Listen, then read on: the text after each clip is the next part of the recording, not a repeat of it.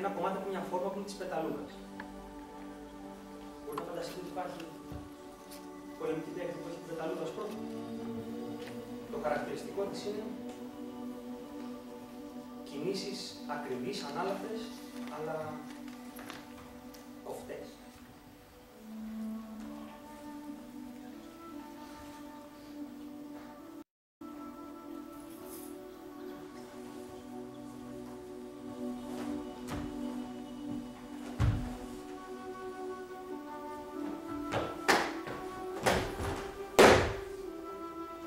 Και έχει κι άλλο. Αυτός είναι ο τρόπος της πεταλούδας.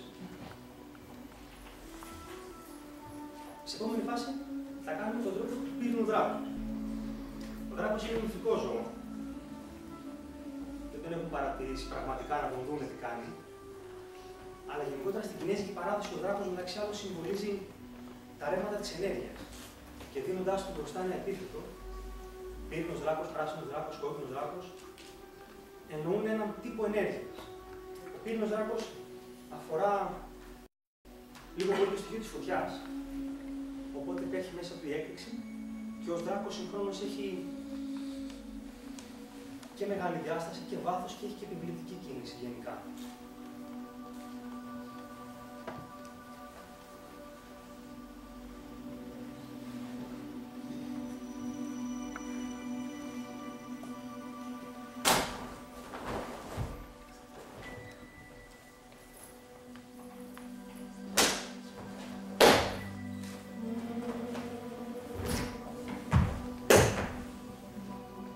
Περίπου έτσι κινείται ο δράκος. Αυτός ο δράκος. Επόμενο. Και από τα πιο αξιόλογα, αξιοσημείωτα ζώα του Κινέζου στην πολεμική τέχνη. Το αλογάκι της Παναγίας. Πολλά έντομα, Το αλογάκι της Παναγίας χαίρει πάρα πολύ μεγάλης εκτίμησης στην Κίνα. Επειδή με τις παρατηρήσεις που κάνανε πάνω του, διαπιστώσανε πράγματα πάνω στη μάχη που δεν τα είχαν πριν δουλέψει. Το αλογάκι της Παναγίας έχει παρατηρήσει ότι είναι εξαιρετικά αποτελεσματικός μαχητής. Εκπληκτικά. Μικρό μέγεθος, αν ήταν μεγάλο, εκπληκτικός μαχητής. Έτσι δημιουργήθηκε ένα σύστημα, μνημούμενο το αλογάκι της Παναγίας, στο βορρά, και μετά από κάποια χρόνια εξάσκησης, όπου ενσωματώθηκε και σε άλλα παραδοσιακά συστήματα μέσα, υιοθέτησαν στοιχεία του, αναπτύχθηκε ένα άλλο σύστημα στο νότο, το γνωστό νότιο Ταμιλάν. Σας κάνω ένα μικρό απόσπασμα μια φόρμα του νότιου. Το νότιο χαρακτηρίζεται περισσότερο για την εσωτερική του δύναμη, παρά για την εξωτερική του διάσταση.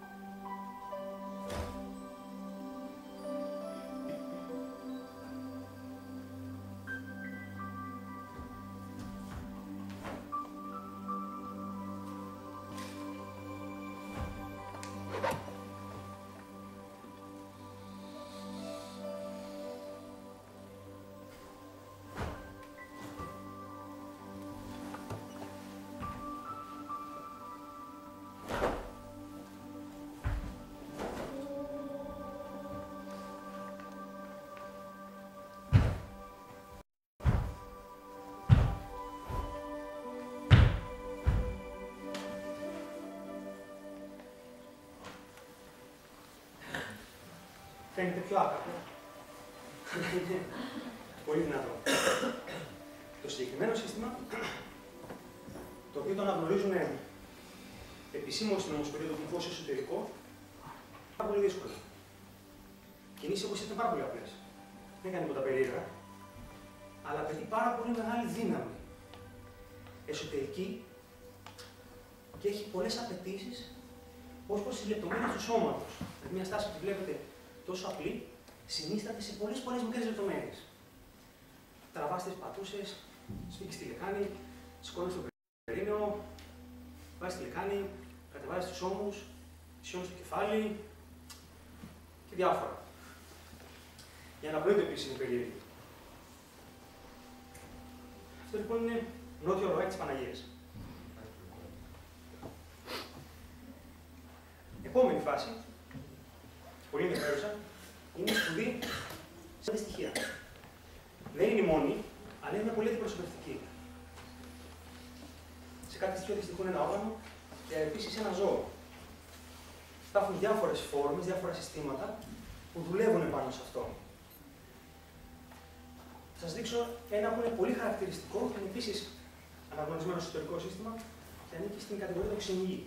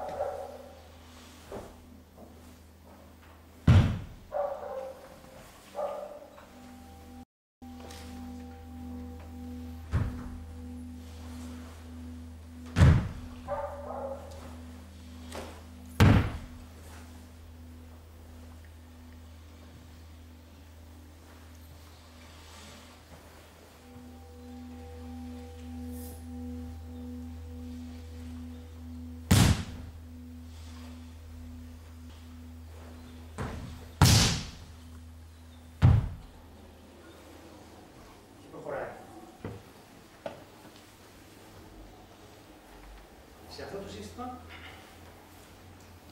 κάθε στάση από τις βασικές του αντιπροσωπεύει ένα στοιχείο. Του το μέτα.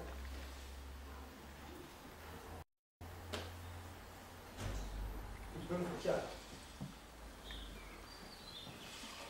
Του το ξύλο. Το νερό και η γη. Εναλλάσσονται, παραλλάσσονται και συνθέτουν διάφορες φόρμες.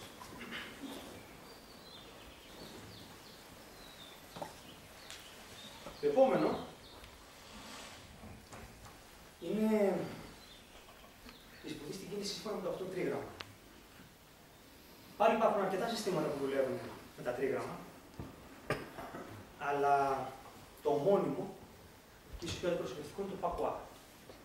Υπάρχουν πολλές φόρμες του πακουά. Κάνουν ένα κόσμο ανατομία, που είναι πιο απλή.